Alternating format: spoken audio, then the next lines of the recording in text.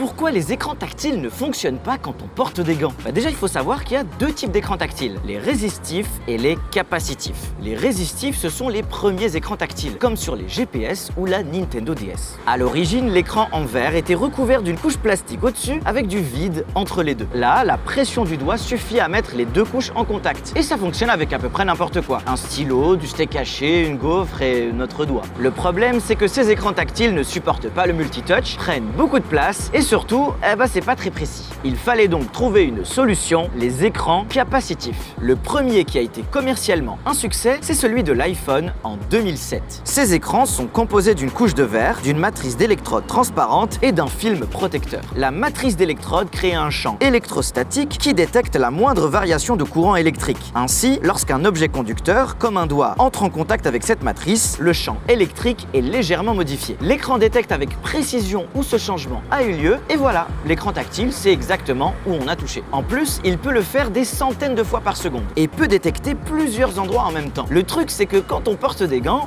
nos doigts sont généralement isolés. De ce fait, l'écran ne peut rien détecter puisque le champ électromagnétique de l'écran n'a pas changé. Et là, magie de l'ingénierie, quelqu'un a eu l'idée de mettre des fils d'argent ou de cuivre tissés au bout d'un doigt. C'est le début des gants tactiles. On peut les reconnaître facilement parce que la couleur est généralement différente au bout du doigt et parfois il y a même un logo dessus. Et vous étiez au courant de tout ça ?